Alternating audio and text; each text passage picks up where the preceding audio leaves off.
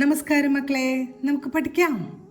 ഇന്ന് നമുക്ക് ഓയുടെ ചിഹ്നം വരുന്ന കുറച്ച് അധികം വാക്കുകൾ പഠിക്കാം.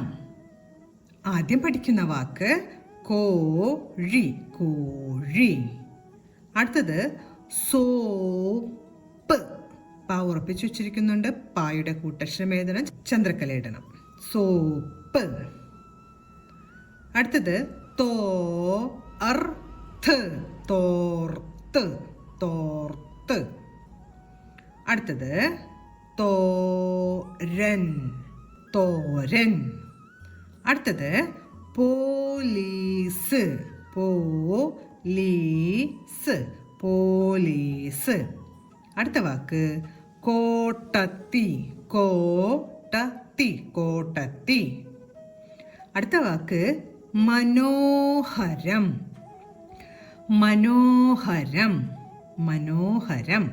അടുത്ത വാക്ക് പോ.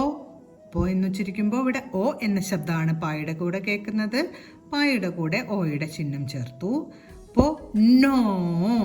നാ എന്ന കൂട്ടക്ഷരം ഓയുടെ ചിഹ്നം ചേർത്താണ് എഴുതിയിരിക്കുന്നത്. പൊന്നോണം.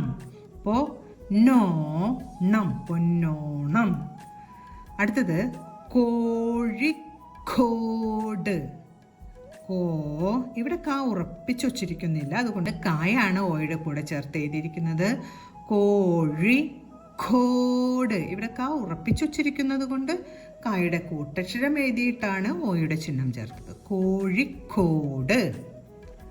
അടുത്തത് തോൽക്കരുത്ത്, തോൽക്കരുത്ത്, തോൽക്കരുത്ത്, തോൽക്കരുത്ത്. അടുത്തത് ഹോട്ടൽ, ഹോട്ടൽ, ഹോട്ടൽ.